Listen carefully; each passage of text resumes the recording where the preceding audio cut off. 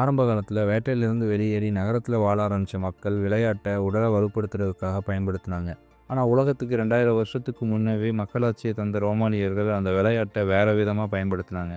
மக்கள் சந்திச்ச வரக்கூடிய பிரச்சனைகளை சமாளிக்கிறதுக்கு விளையாட்டை பயன்படுத்தினாங்க ரோம ஆட்சியாளர்கள். புரியலையா? நானே சொல்கிறேன்.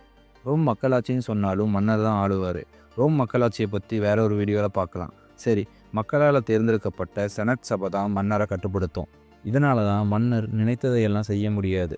ஸோ மக்கள் சிந்திச்சா நிறைய கேள்வி கேட்பாங்கன்னு முடிவு செஞ்ச ஆட்சியாளர்கள் கலோசியம்னு ஒரு பெரிய விளையாட்டு அரங்கை கட்டுறாங்க.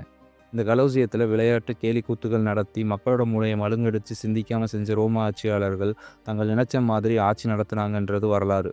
சரி, இது அப்போவே முடிஞ்சிருச்சானா கிடையாது. இப்போவும் ஆட்சியாளர்கள் மட்டும் இல்லாமல் பெரிய பெரிய நிறுவனங்களும் இந்த ஸ்ட்ராட்டஜியை தான் பயன்படுத்துகிறாங்க. நீங்கள் வேணால் பாருங்கள், ஒரு உலகக்கோப்பையோ இல்லை ஏதோ ஒரு விளையாட்டு போட்டியோ வந்துட்டால் பிளேயர்ஸ்லாம் ஒரு ப்ராடக்ட்டை தூக்கிட்டு வந்துடுவாங்க. இதில் சில மதுபான நிறுவனங்களோட பேரை வேறு மாதிரி ப்ராடக்ட்னு விளம்பரமும் பண்ணுவாங்க. உண்மையாக அப்படி ஒரு ப்ராடக்ட்டே இருக்காது. அவங்க என்ன செய்கிறாங்கன்னா, அந்த கம்பெனி பேரை உங்கள் மைண்டில் ரிஜிஸ்டர் பண்ணுறாங்க. அதுக்கு அவங்களுக்கு தேவை பிளேயர்ஸ். ஏன்னா ஆல்ரெடி உங்கள் மூளை விளையாட்டை பார்த்து மழுங்கடிக்கப்பட்டிருக்கு. மேலும் இது போன்ற வீடியோக்களை பார்க்குறக்கு என்னோட சேனலை சப்ஸ்கிரைப் பண்ணிக்கோங்க. மறக்காமல் லைக் அண்ட் ஷேர் பண்ணிக்கோங்க. நன்றி.